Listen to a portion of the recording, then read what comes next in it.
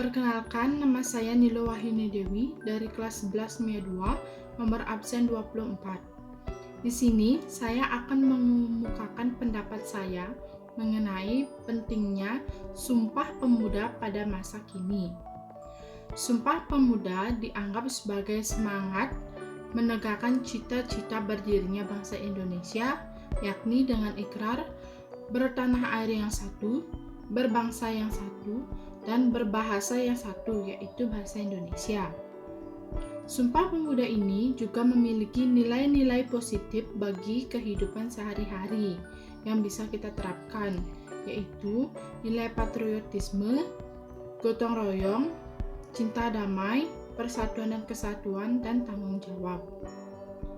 Namun, di tengah perkembangan zaman dan teknologi yang dinamis dan penuh persaingan, Sumpah Pemuda tetap dijaga, terlebih pada saat ini terjadi krisis COVID-19. Sumpah Pemuda dijadikan sebagai energi positif untuk mengarungi arus besar globalisasi saat ini. Sumpah Pemuda justru membawa energi positif untuk menyatukan persaingan dan perbedaan tanpa kita harus melupakan adanya masalah-masalah bersama, kepentingan-kepentingan bersama, dan tujuan-tujuan bersama yang dapat kita selesaikan dengan cara bersatu dan bekerja sama. Hal-hal yang bisa kita lakukan untuk menerapkan pentingnya Hari Sumpah Pemuda. Sebelumnya, Hari Sumpah Pemuda biasanya dilakukan dengan upacara di sekolah, pemerintah atau instansi lainnya. Tetapi masih banyak hal yang bisa kita lakukan, terutama kita sebagai kaum milenial, sebagai penerus bangsa. Hal yang bisa kita lakukan untuk memaknai Hari Sumpah Pemuda yaitu yang pertama, rajin belajar dan berprestasi. Dulu, pemuda zaman dulu mempunyai semangat untuk memajukan Indonesia.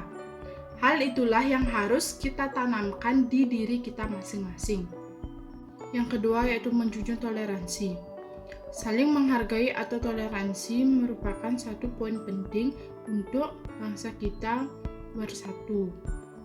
Hal yang termudah yang bisa kita lakukan untuk memperingati Hari Sumpah Pemuda yaitu menghilangkan sifat egois di diri kita atau selalu merasa benar.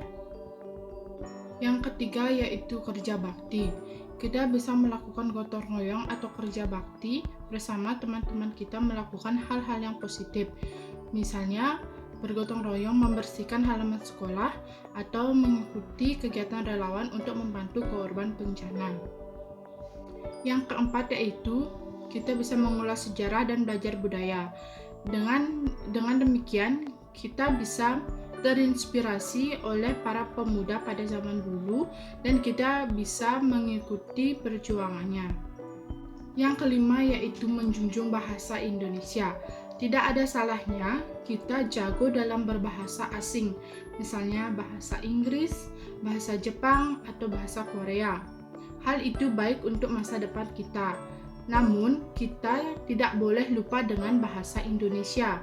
Oleh karena itu, kita harus berbahasa Indonesia yang benar dan baik, dan terutama bangga berbahasa Indonesia.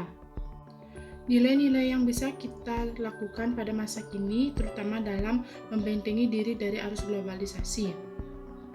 Kita hidup di era globalisasi, di mana ditandai dengan perkembangan teknologi informasi dan komunikasi yang perlahan-lahan sudah menembus batas-batas kedaulatan negara.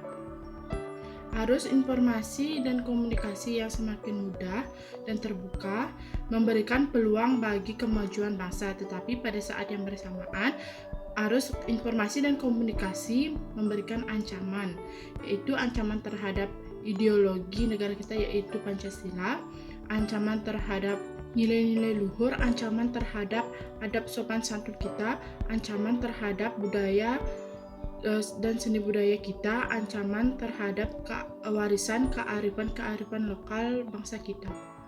Nilai-nilai yang kita lakukan untuk membatasi diri dari arus globalisasi yaitu nilai Pancasila yang harus kita lakukan dalam kehidupan sehari-hari. yang kedua nilai sosial, yang ketiga nilai budaya kita sendiri. Dan kita tidak boleh meninggalkan norma-norma yang berlaku di Indonesia.